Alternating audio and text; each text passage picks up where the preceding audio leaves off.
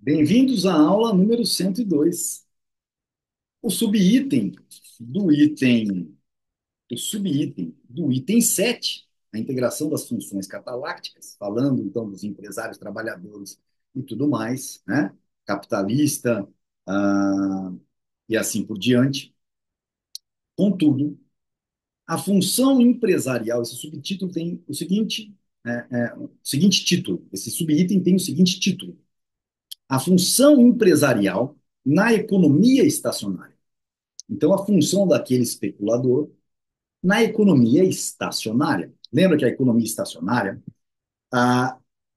é a construção imaginária que é uma economia na qual a riqueza e a renda dos indivíduos permanecem inalteradas.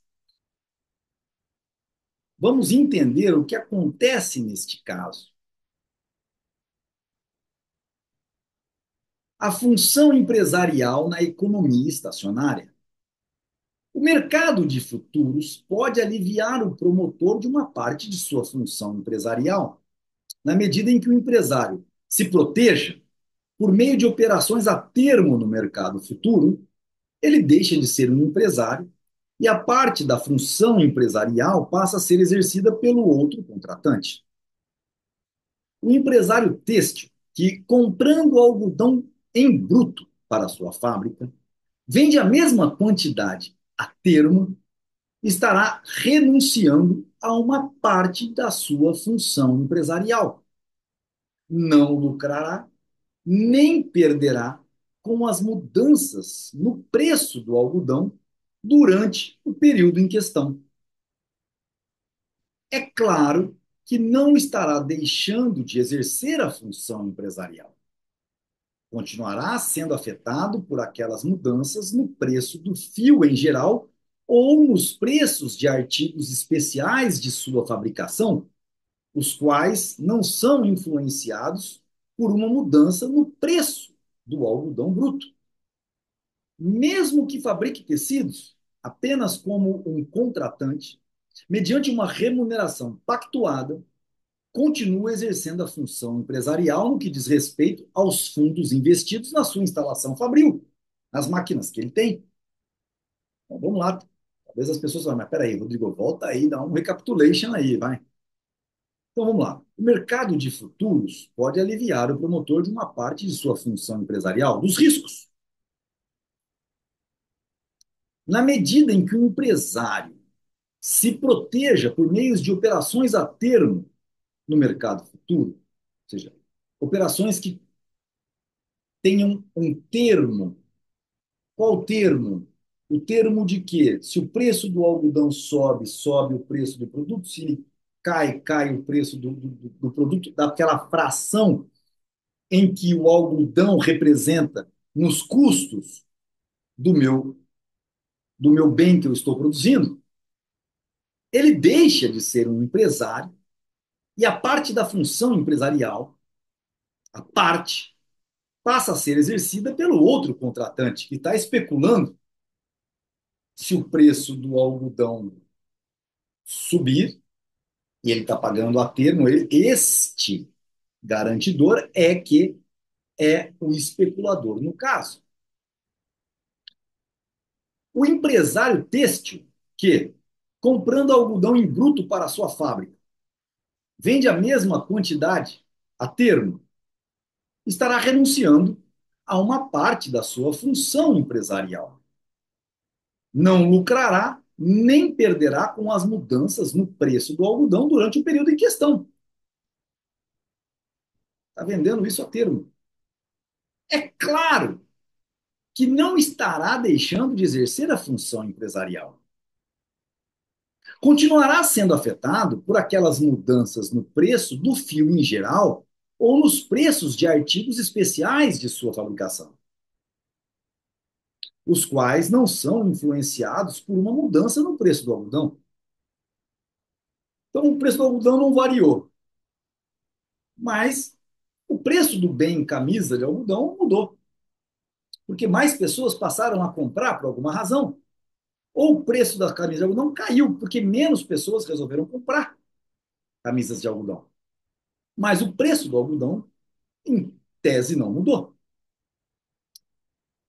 Continuará sendo afetado por aquelas mudanças no preço do fio em geral ou nos preços dos artigos de sua fabricação, os quais não são influenciados por uma mudança no preço do algodão bruto. Mesmo que fabrique tecidos apenas como um contratante. Então, ele fala: não, vou diminuir todos os meus riscos e faz o seguinte: eu vou produzir para você, você me contrata, eu produzo. Independentemente de vai subir no algodão, vai vender camisa, eu sou um empreiteiro. Mediante uma remuneração pactuada, ou seja, ele está sendo um empreiteiro, continua exercendo a função empresarial no que diz respeito aos fundos investidos na sua instalação fabril. Podemos construir a imagem de uma economia na qual existam mercados de futuros para todos os bens e serviços. Numa tal construção imaginária, a função empresarial é completamente separada de todas as outras funções. Teríamos então uma classe de empresários puros. Os preços determinados nos mercados de futuro orientariam todo o aparato de produção. Só os operadores a termos teriam ganhado ou perdido. Todas as demais pessoas estariam, por assim dizer, seguradas contra os possíveis efeitos adversos da incerteza do futuro. Gozariam, nesse sentido, de plena segurança. Os dirigentes das diversas empresas seriam, por assim dizer, empregados com uma retirada fixa. Se, além do mais, supusermos que essa economia é uma economia estacionária e que todas as transações futuras estão concentradas numa única empresa, é claro que o total de lucros dessa empresa é equivalente ao total de prejuízos. Bastaria estatizar essa empresa para que surgisse um Estado socialista sem lucros nem prejuízos, numa situação de segurança e estabilidade inabaláveis. Mas isso só ocorre porque nossa definição de economia estacionária implica numa igualdade de lucros e perdas. Numa economia em que haja mudanças, aparecerá forçosamente um excesso de lucro ou de perdas. Seria perda de tempo estender ainda mais essas imagens super sofisticadas que não podem levar mais adiante a análise dos problemas econômicos. A única razão para mencionar este caso da função empresarial numa economia estacionária, a, a única razão para mencionar isso é a de que elas refletem ideias que servem de base para algumas críticas feitas contra o sistema econômico do capitalismo e para alguns planos ilusórios que visam ao estabelecimento de um controle socialista das atividades empresariais. Ora, é certo que um programa socialista é logicamente compatível com uma economia uniformemente circular e com uma economia estacionária. É certo que é compatível com isso.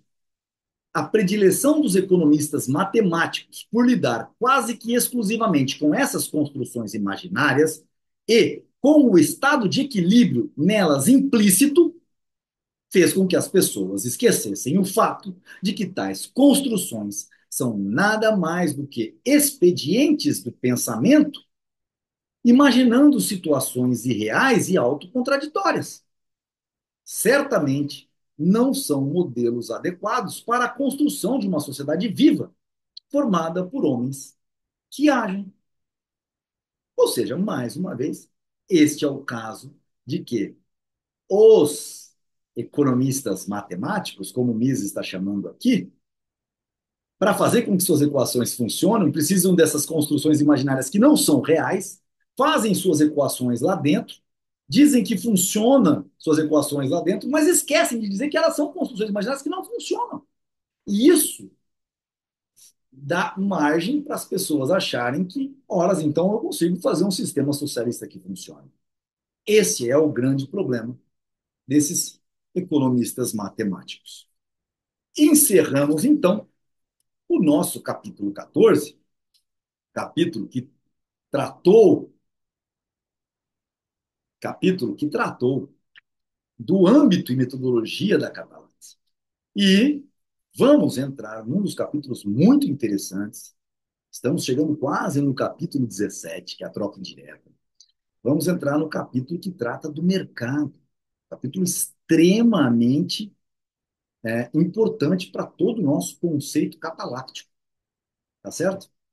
Então, até a nossa próxima aula.